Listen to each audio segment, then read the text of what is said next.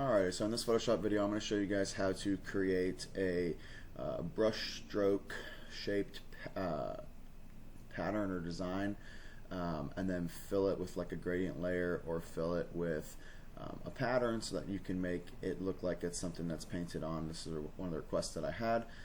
It's actually quite simple to do this. Your first step is you're going to go to brusheasy.com and you're going to find a brush. Now you may have some brushes that are already downloaded.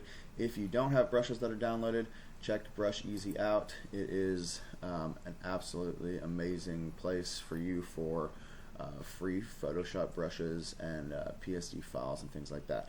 So I clicked through a few different things. I ended up settling on this acrylic paint brush bundle. This is the one that I'm using. And you can just click free download and your download will start here. After it's done, you'll get a little zip file. In that zip file you're going to open it up and you're going to double click on the .abr file. That's the Adobe brush file. Once you double click that, it's going to pop open Photoshop and it has installed in your Photoshop. Then what you do, you'll click on your brush tool or hit hotkey B, and at the top up here you can click the drop down menu and it will be the very last set of brushes installed on your system there. So we're going to go ahead and minimize that. We've already got our brush selected. I'm going to create a new layer and essentially you're just going to start painting the shape that you want. It's as simple as that. So we'll go ahead and just paint a square here, leave the edges a little bit feathered. This brush here has a little, the center is dark and the outside, the opacity of it is lower, so it'll give you kind of a gradient edge. But you just paint whatever looks good to you. If you wanted to do a rectangle or a square or a circle, it really doesn't matter. You just kind of want to fill in the center and make sure that the center is actually solid. That way whenever you go and lay your gradient or your pattern or whatnot over the top of it, you've got a solid middle to deal with and the only gradients that you have around the exterior. But it is as simple as that. It does not matter what color you are painting this in because you can always change the color. It's extremely easy to change the color of a layer, which I will go to next in this next part. So let's say we're satisfied with that. There are a few different ways to change the color of something. In this video I'm just going to show you one way. I'm going to go over here to my layers panel and I'm going to double click on the empty space next to the layer and it's going to bring up my layer style panel.